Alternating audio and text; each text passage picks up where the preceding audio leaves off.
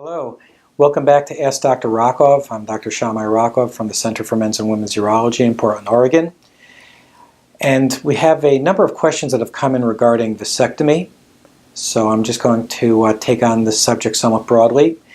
We're going to have a link to a video of mine doing a vasectomy. But let me just talk a little bit about vasectomy per se. It's a very, very effective method of permanent birth control. It's a very safe method, and many of us believe much safer for a man to go through a vasectomy than for a woman to go through the surgical procedures available for sterilization for women. But it is a surgical procedure, there's no doubt. It's been around for a long time, and almost uniformly men come into the office highly nervous, highly anxious. And what I tell them is, hey, if it were really as bad as some of your friends are trying to scare you into believing, we wouldn't do it. Word would really get out. So the truth of the matter is that for the vast majority of guys, the worst part is the thought process. Thinking about it, walking through the doors of the office prior to the procedure, but the procedure itself is pretty straightforward and for 99% of the guys, really very tolerable. What do we have to know? Well, as a surgical procedure, there are risks that are inherent in every type of surgical procedure, no matter how complicated, no matter how simple. And that's bleeding, infection, and chronic discomfort. It doesn't matter, it doesn't make a difference if I sew up a laceration on an arm or if I do a vasectomy. The bleeding, fortunately, and the infections, fortunately, are rare, and they are things that we can take care of. Truthfully, every once in a while, bleeding, especially in those procedures done by physicians, or now even some nurse practitioners are starting to do it. This is something definitely where you want to have an experienced surgeon do it. It really doesn't have to be justified. You don't want someone who's not a surgeon doing something like this. For as straightforward as it sounds, it can be very, very difficult. And even for those of us who are very experienced surgeons, we are humbled oftentimes by what it takes to do vasectomy safely and correctly.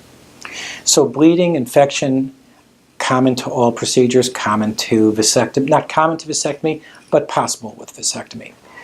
Long term, there are two things that can occur that happen very infrequently, but everybody has to know about. One is the risk that even after a successful procedure where the tubes are cut or a piece are removed, the tubes can get back together again. That is nature's way of trying to do what it's supposed to do. And that's why it is essential that after you go through vasectomy, at some point thereafter, you have to submit semen tests to ascertain that in fact you no longer have live sperm. The risk of the tubes getting back together, about 1 in 1,000 or so, but I have seen it happen. Everybody who does this has seen it happen. So it's not worth going through the procedure if you don't get the testing afterward. The other far less common issue, but the issue I think that is the most bothersome, is chronic discomfort.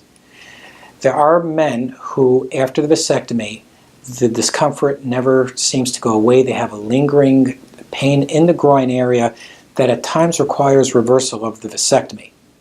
That's extremely rare, fortunately, but it does happen, and I do think that because this is an elective procedure, that a man has to know about all the different possibilities. But fortunately, for the vast, vast, vast majority of men who are going to go through vasectomy, they'll get nervous, they'll get anxious, they'll go through the procedure and wonder to themselves why they worried so much about it. If they ascertain with semen samples that they are in fact no longer fertile, they'll look back and say, I'm glad I only have to do it one time, but I'm glad I did it. Have a good rest of the day.